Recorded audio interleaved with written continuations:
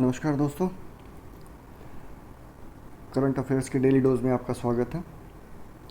जैसा कि पहले भी आपको बताया गया था कि करंट अफेयर्स डेली डोज की क्लासेस आज से स्टार्ट होंगी। टोटल 3 सेगमेंट होंगे इसमें। सेगमेंट नंबर 1 में डेली बेसिस पे जो करंट अफेयर्स यानी समसामयिक घटनाएं घट रही हैं उससे रिलेटेड क्वेश्चंस होंगे, उसकी डीप नॉलेज होगी, उसके सराउंडिंग्स से रिलेटेड जो भी क्वेश्चंस होंगे वो आपको बताए जाएंगे। सेगमेंट नंबर 2 में स्टैटिक जीके से रिलेटेड क्वेश्चन होगा और 10 से 15 क्वेश्चंस वो रहा करेंगे डेली बेसिस पे। और सेगमेंट नंबर 3 जो लास्ट है इसका, उसमें एक शॉर्ट ट्रिक आपको बताई जाएगी। वो पूरा जीके जीएस से रिलेटेड किसी भी पार्ट से हो सकती है, रैंडमली कहीं से भी उठा करके, जो इम्पोर्टेंट होगा। ठीक है, आइए शुरू करते हैं।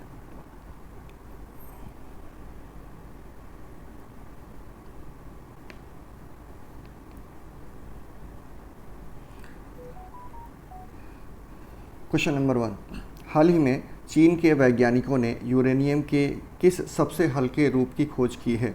ए uranium 233, B uranium 235, C uranium 214, D uranium 237। And the answer is C uranium 240, जिसको यूरेनियम 214 के नाम से भी जानते हैं। आइए इंपॉर्टेंट पॉइंट्स देख लेते हैं। हाल ही में चीन के वैज्ञानिकों ने एक नए प्रकार के यूरेनियम की खोज की, जिसे अब तक का सबसे हल्का यूरेनियम माना जा रहा है। इस यूरेनियम को यूरेनियम 214 कहा जाता है। यह खोज वैज्ञानिकों के अल्फा कण के बारे में अधिक जानने में मदद कर सकती है, जो कि क्षय यानी डिके होकर कुछ रेडियोधर्मी तत्वों से अलग हो जाते हैं।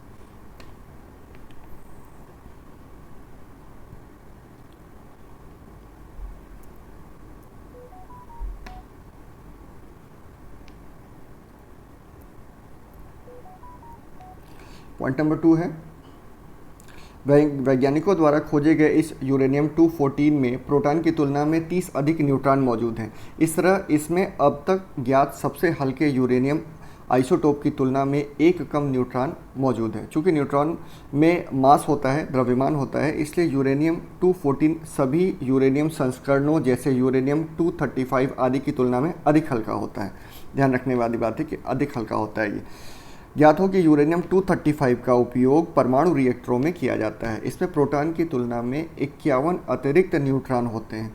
यह नया आइसोटोप न केवल काफ़ी हल्का है, बल्कि इसने अपने क्षय के दौरान अद्वितीय व्यवहार भी प्रदर्शित किया है।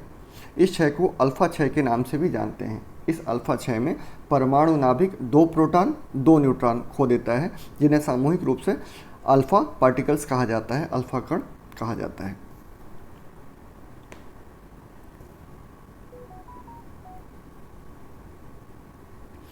आइए देखते हैं क्वेश्चन नंबर 2।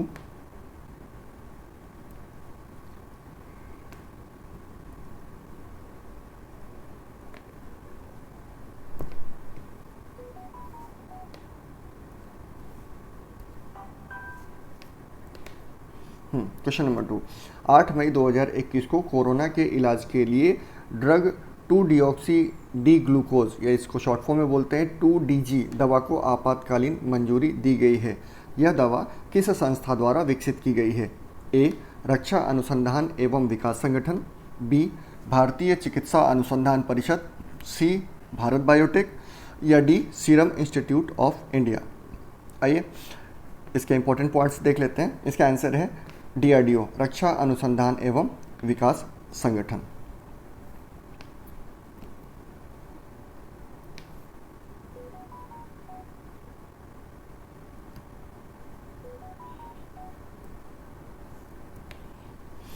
आठ मई 2021 को drug controller general of India DCGI, drug controller general of India ने ड्रग 2-डिऑक्सी डी ग्लूकोज यानी 2DG ड्रग दवा से कोरोना के इलाज को आपातकालीन मंजूरी प्रदान की है।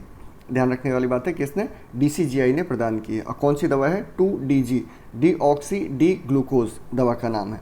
इस दवा को defence research and development organisation DRDO की lab institute of nuclear medicine INMAS institute of nuclear medicine, ये ध्यान रखने वाली बात है, ने डॉक्टर रेड्डीज लेबोरेटरीज की मदद से तैयार किया है। कोरोना मरीज के लिए यह वैकल्पिक इलाज होगा। जिन मरीजों पर इस दवा का इस्तेमाल किया गया उनकी RT-PCR रिपोर्ट निगेटिव आई है और मरीज के ऑक्सीजन लेवल में सुधार हुआ। दो इम्पॉर्टेंट चीज़ें हैं जो अभी आपको देखने को मिलेंगी।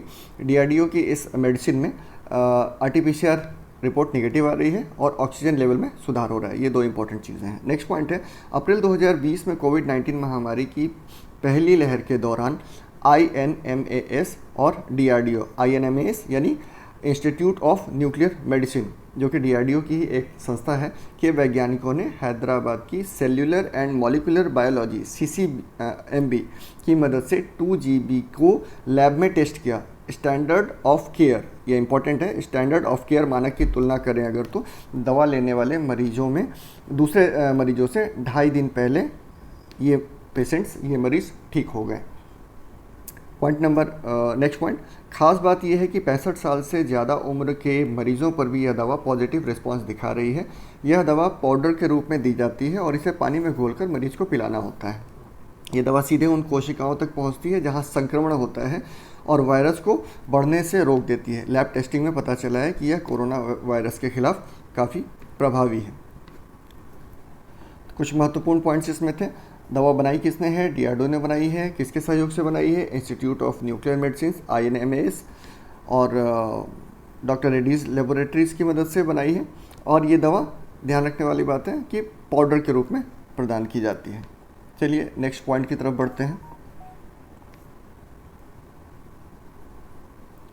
7 मई 2021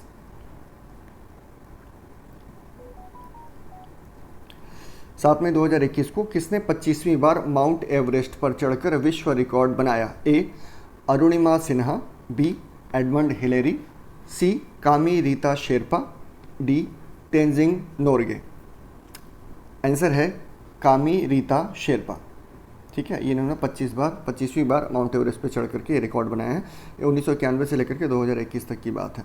चलिए इसके महत्वपूर्ण पॉइंट्स को देख लेते हैं।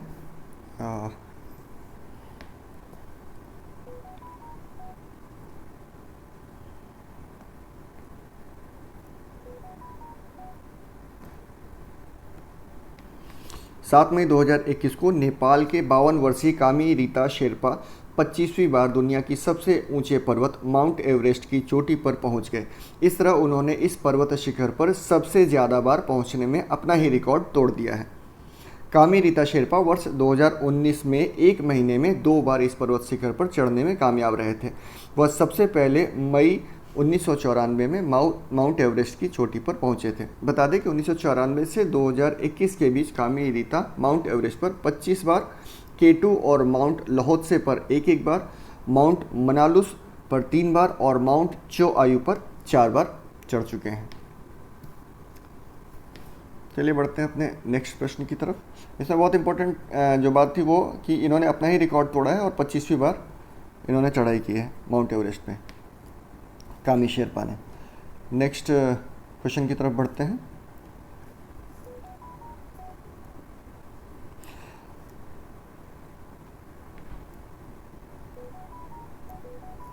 पुटोला नाच जो बीते दिनों खबरों में था किस राज्य का पारंपरिक कठपुतली कला है? ये असम का है। इम्पॉर्टेंट क्वेश्चन है और इसमें कुछ ज़्यादा डिटेल करने वाली बात नहीं है। पुटोला नाच जो है वो असम का पारंपरिक कठपुतली कला है ये। नेक्स्ट क्वेश्चन की तरफ बढ़ते हैं। हाल ही में किस राज्य सरकार ने कोरोना वायरस के लिए आयुर्वेदिक टेलीमेडिसिन की सुविधा प्रदान की है?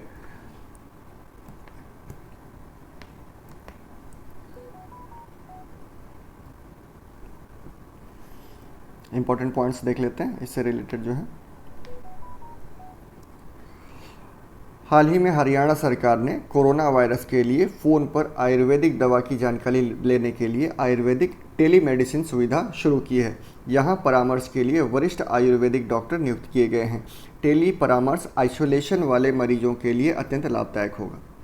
नेक्स्ट पॉइंट है इसमें कि ऑक्सीजन ऑन व्हील्स, ये इसी से रिलेटेड है इसलिए इसको जोड़ दिया है इसमें।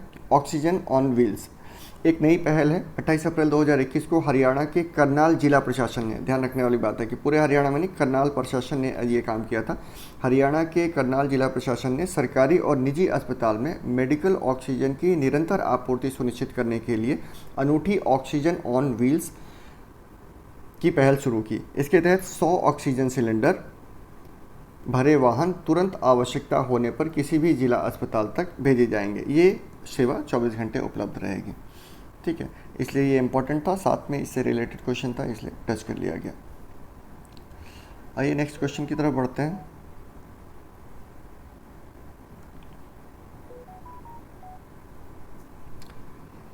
नौ मई 2021 को चीन का लॉन्ग मार्च 5B रॉकेट किस देश के आसपास गिरा? ठीक है, इंपॉर्टेंट क्वेश्चन है। A Ethiopia, B Maldives, C Australia, D Ecuador. And the answer is Maldives. Important points देख लेते हैं इससे रिलेटेड।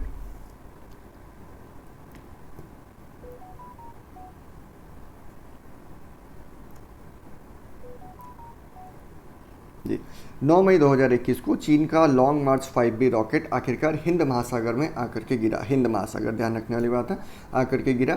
चीनी मीडिया के अनुसार यह भारत के दक्षिण पूर्व में मालदीव के आसपास कहीं पानी में गिरा है। अमेरिकी स्पेस फोर्स के डाटा के अनुसार यह 18,000 मील प्रति सेकंड की रफ्तार से घंटे की रफ्तार से धरती पर बढ़ रहा था और 2021 035B नामक रॉकेट से ये छोड़ा गया था।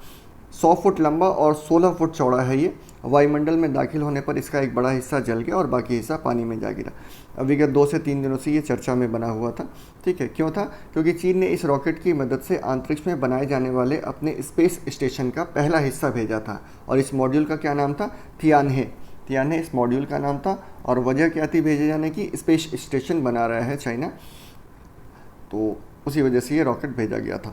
इससे रिलेटेड देख लेते हैं, एक यूएनओ की संस्था है, यूनाइटेड नेशंस की, UNOOSA, United Nations office for outer space affairs. United Nations office for outer space affairs यानी बाहरी अंतरिक्ष मामलों के लिए संयुक्त राष्ट्र का ये कार्यालय है। आइए कुछ इसकी डिटेल्स देख लेते हैं।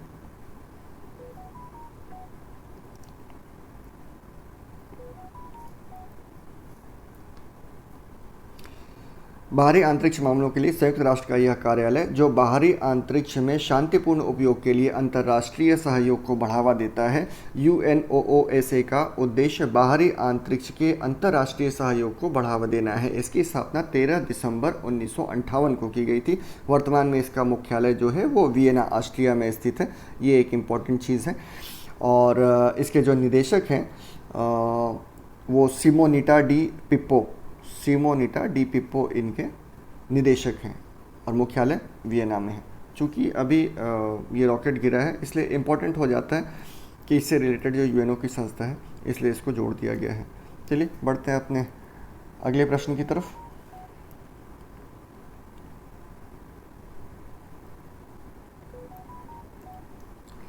आठ मई 2021 को केंद्रीय माध्यमिक शिक्षा बोर्ड यानी CBSE ने कक्षा 9 से 12 के छात्रों के मानसिक सामाजिक कल्याण के लिए कौन सा ऐप लॉन्च किया है? ए किरण, बी मानस, सी दोस्त फॉर लाइफ और D E Santa. And the answer is C दोस्त फॉर लाइफ।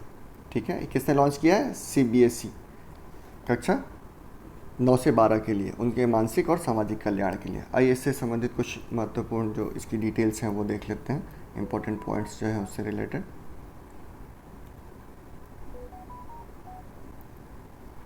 8 मई 2021 को केंद्रीय माध्यमिक शिक्षा बोर्ड CBSE ने महामारी के दौरान कक्षा 9 से 12 के छात्रों के मानसिक सामाजिक कल्याण के लिए एक नया ऐप दोस्त फॉर लाइफ लॉन्च किया। इस ऐप के माध्यम से छात्रों के मानसिक सेहत का ध्यान रखा जाएगा, साथ ही उन्हें 12वीं के बाद करियर ऑप्शंस की भी सलाह दी जाएगी।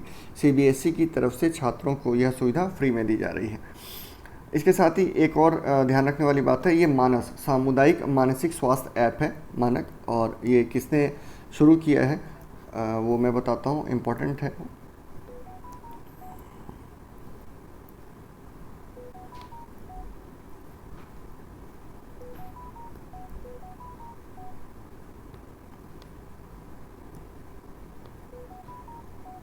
सामुदायिक मानसिक स्वास्थ्य ऐप मानस। 14 अप्रैल 2021 को भारत सरकार के प्रधान वैज्ञानिक सलाहकार प्रोफेसर के विजय राघवन ने सभी आयु के समूहों की देखभाल के लिए मानस मानसिक स्वास्थ्य और साधारण अवस्था संवर्धन प्रणाली, मानस यानी मानसिक स्वास्थ्य और साधारण अवस्था संवर्धन प्रणाली ऐप को वर्चुअल माध्यम से लॉन्च किया।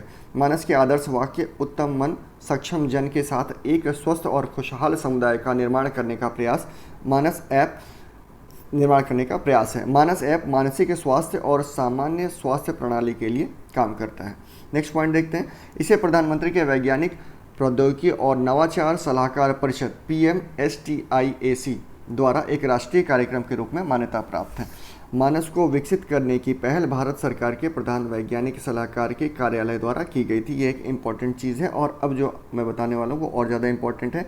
मिन्हास बेंगलुरु, AFMC पुणे और CDAC बेंगलुरु, ये तीनों ही अति महत्वपूर्ण संस्थान हैं। इसके बारे में आपको जानकारी पहले से भी होगी, ठीक है, उनके द्वारा विकसित है ये। चलिए अपने नेक्स्ट प्रश्न की तरफ बढ़ते हैं।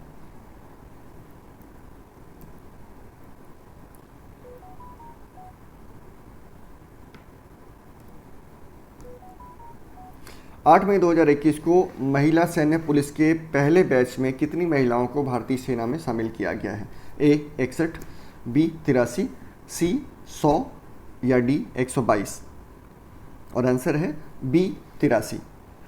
टोटल 83 जो फीमेल कैंडिडेट्स हैं उनको ज्वाइन कराया गया है। ये पहला बैच है। चलिए इसके कुछ इंपॉर्टेंट पॉइंट्स देख लेते हैं।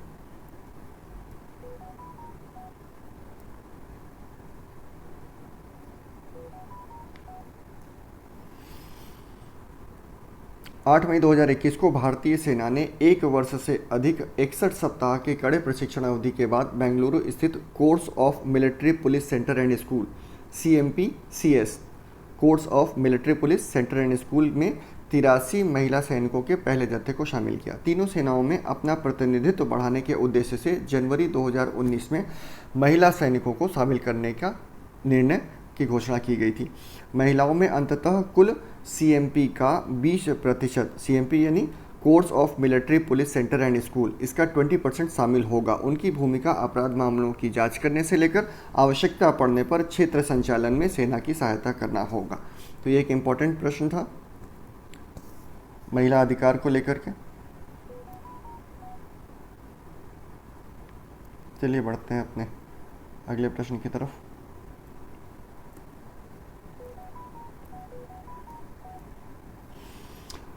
आठ मई 2021 को किसने मैड्रिड ओपन महिला सिंगल्स का खिताब जीता? A Naomi Osaka, B Ashleigh Barty, C Aryna Sabalenka, D Maria Sharapova. And the answer is Aryna Sabalenka. ये इन्होंने जीता है और एश्ले बार्टी को हरा करके जीता है। और एश्ले बार्टी आपको ध्यान रखना होगा कि ये बेलारूस की हैं और विश्व की नंबर 1 खिलाड़ी हैं। चलिए इसकी डिटेल आगे देख लेते हैं इसमें क्या है।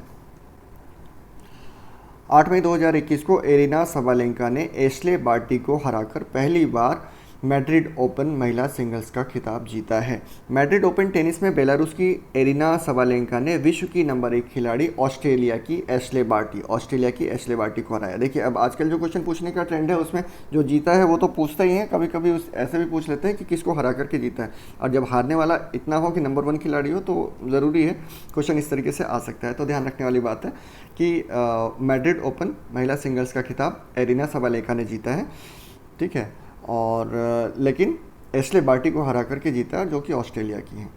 चलिए बढ़ते हैं अपने अगले प्रश्न की तरफ।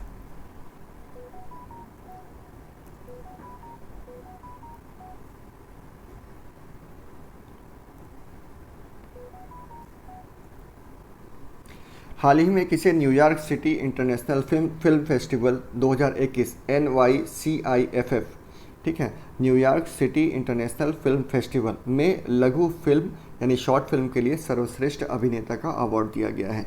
A Anupam Kher, B Irfan Khan, C Manoj Bajpayee, D के मेनन। और इसका उत्तर है अनुपम खेर। इंपॉर्टेंट है। चलिए इसकी डिटेल्स देख लेते हैं। ये 10वां क्वेश्चन है, पहले सेगमेंट का आखिरी क्वेश्चन।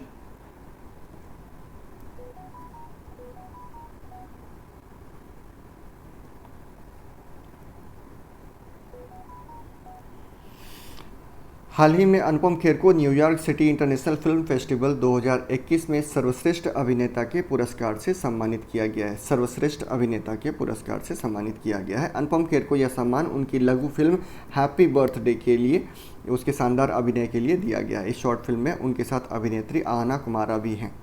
ठीक है, यहाँ कुमार लिखा है, आहना कुमारा भी हैं। इस फिल्म में फेस्टिवल में बेस्ट फिल्म का अवार्ड भी हैप्पी बर्थडे को ही मिला है। इसके निदेशक हैं प्रसाद कदम, ये इंपॉर्टेंट है। इसके निदेशक हैं प्रसाद कदम। फिल्म में उनका साथ आहना कुमार भी अहम किरदार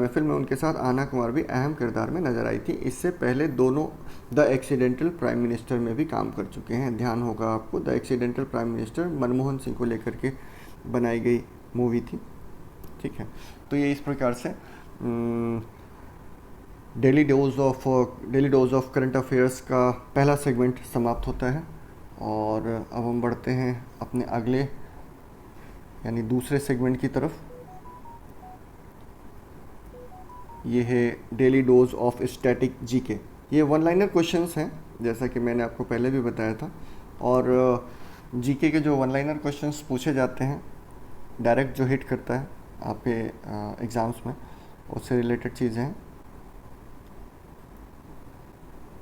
चलिए शुरू करते हैं।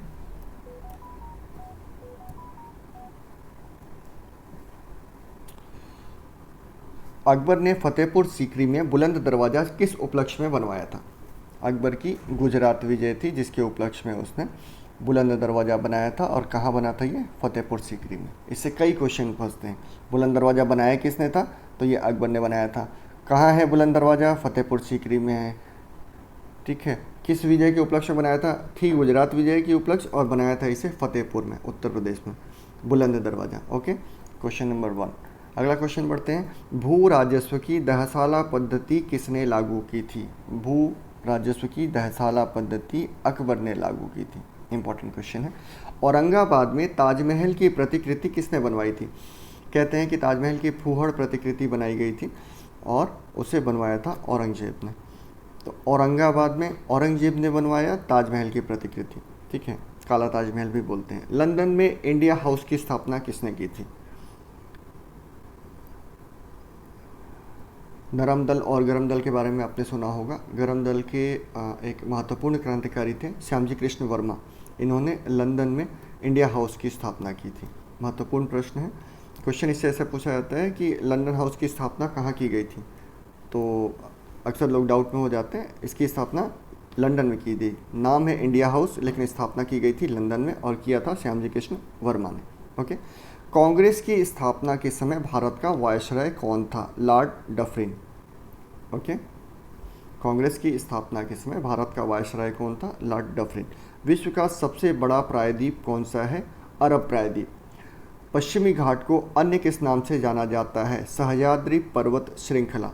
पश्चिमी घाट, ठीक है, ये इंडिया है, और इस तरफ जो पश्चिमी घाट है, तो पश्चिमी घाट में को अन्य किस नाम से जानते हैं? सह्याद्री पर्वत श्रृंखला के नाम से जानते हैं। तंबाकू के धुएं में कौन सा हानिकारक तत्व पाया जाता है? निकोटीन। यही निकोटीन चाय में भी पाया जाता है, कम मात्रा में। ठीक है, चलिए बढ़ते हैं अपने अगले प्रश्न की तरफ।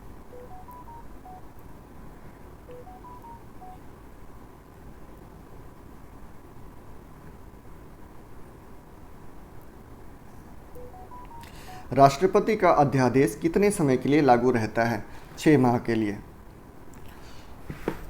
अभी मान लेते हैं थोड़ी देर के लिए, अगर कि बंगाल में राष्ट्रपति शासन की बात हो रही है लगाए जाने की, कि लगाना है या नहीं, वो तो राज्यपाल के अनुशंसा पे राष्ट्रपति को निर्णय लेना है। लेकिन अगर वो लगाया भी जाता है तो वो 6 माह तक ही होगा पहली बार में, उसके बाद ही उसे आगे बढ़ाया जाएगा। चलिए अगले प्रश्न की तरफ बढ़ते हैं।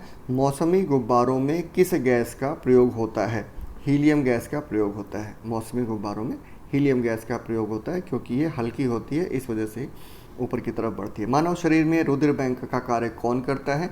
तो ये जो तिल्ली होती है, ये मानव शरीर में ब्लड बैंक का काम करती है। गाय के दूध का रंग पीला किसकी वजह से होता है? किसकी उपस्थिति के कारण? तो कैरोटीन की उपस्थिति के कारण। ये एक प्रोटीन होता है कैरोटीन, जिसकी उपस्थिति के कारण गाय के दूध का रंग पीला होता है। अगला प्रश्न है, विश्व एड्स दिवस कब मनाया जाता है? 1 दिसंबर को। बहुत महत्वपूर्ण प्रश्न है, कई बार पूछा गया है। विश्व एड्स दिवस कब मनाया जाता है? 1 दिसंबर को। भारत के राष्ट्रीय ध्वज का डिजाइन किसने तैयार किया था? मैडम भीखाजी कामा। ये भी लंदन में ही रहती थी, जैसा कि मैंने पहले ऊपर बताया श्याम जी कृष्ण वर्मा जी के बारे में, तो वही लंदन में पास में ही इनका भी रहना होता था, मैडम भीखाजी कामा का। भारत के राष्ट्रीय ध्वज का डिज़ाइन इन्होंने ही तैयार किया था, मैडम भीखाजी कामा ने। अगला प्रश्न है, सन 1815 में आत्मीय सभा का गठन किसने किया था? आत्मीय सभा का गठन राजा राम मोहन राय के द्वारा किया गया था।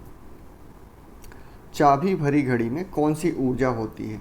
चाबी भरी घड़ी में स्थितिज ऊर्जा होती है। ठीक है, चलिए अगले प्रश्न की तरफ बढ़ते हैं।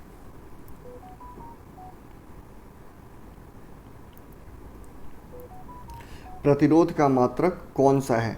ओम। प्रतिरोध का मात्रक ओम है। फ्यूज की तार किस पदार्थ की बनी होती है? अति महत्वपूर्ण प्रश्न। टिन और शीशे की मिश्र धातु है, उससे बनी होती है फ्यूज का तार। ठीक है, किससे बना होता है? टिन और शीशे की मिश्र धातु से बनी होती है। इलेक्ट्रॉन की खोज किसने की थी? जे थॉमसन ने की थी। कहीं कहीं जे थॉमसन भी मिलेगा। ठीक है, वो प्रोनाउंसिएशन की वजह से। इलेक्ट्रॉन की खोज किसने की थी? जे थॉमसन ने। गुरुत्वाकर्षण के का जो नियम है वो किसने बनाया? न्यूटन ने बनाया था। टोटल 3 नियम हैं इसके। परमाणु बम का आविष्कार किसने किया था? ऑटो हॉर्न ने परमाणु बम का आविष्कार किया था। हेमेटाइट और मैग्नेटाइट किसके अयस्क हैं? लोहे के अयस्क हैं। ये स्टैटिक जीके के क्वेश्चंस यानी पार्ट 2 यहाँ समाप्त होता है। अब हम अपने अगले सेगमेंट पार्ट 3 की तरफ बढ़ेंगे। जैसा कि हमने कहा था कि नेक्स्ट सेगमेंट में हम आपको डेली डोज मोस्ट इम्पॉर्टेंट जो शॉर्ट ट्रिक है वो बताएंगे। डेली बेसिस पे एक ट्रिक रहेगी हमारी। ठीक है, तो आज का जो है वो विषाणु जनित रोग हैं, उससे रिलेटेड ट्रिक है ये आपकी। ठीक है,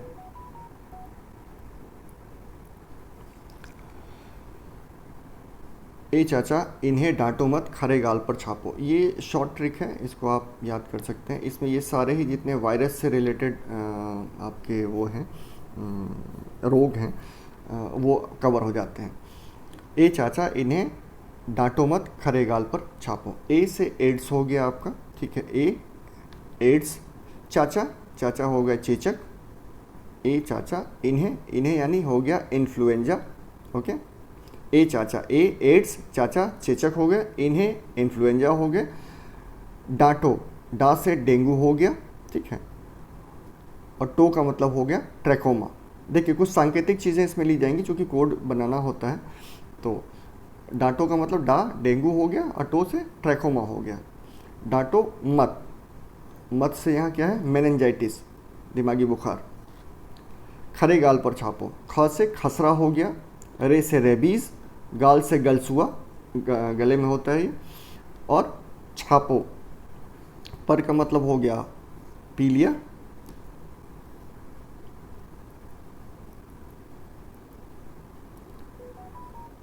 और छापो का मतलब पोलियो से। अब यहाँ छापो में आप और भी कुछ कर सकते हैं। ठीक है, चूँकि पोलियो है तो अब इसमें बताना ठीक नहीं, वो आप अपने हिसाब से उसको कर लीजिएगा। ए चाचा इन्हें डांटो मत, खरे गाल पर छापो। तो छापो में ये पोलियो आ जाएगा। फिर से एक बार इसको देख लेते हैं। ये कोड्स ऐसे हैं जो मैं अभी आपको बता रहा हूँ कि कुछ समय बाद स्थिति ऐसी होगी आपकी कि ये करीब करीब 4 से 6 पन्नों में आपका बहुत सारी चीज़ें आ जाएंगी। आप अगर इसको ध्यान से पढ़ेंगे और नोट डाउन करके इसको रखेंगे तो कुछ समय बाद ये सिर्फ 1 लाइनर है। ए चाचा इन्हें डांटो मत, खरे गाल पर छापो। ये सारे वायरस जनित जो भी रोग हैं वो आपका इसमें कवर हो गया। ए एड्स, चाचा चेचक, इन्हें इन्फ्लुएंजा, डा से डेंगू, टो ट्रैकोमा, मत मेनिंजाइटिस, ख खसरा, रे रेबीज, गाल गलसुआ, पर पीलिया, छापो पोलियो। तो ये पूरा हो गया आपका कोड। इस तरीके से आज का जो ये 3rd सेगमेंट है वो भी समाप्त होता है। ठीक है, थैंक यू, मिलते हैं कल।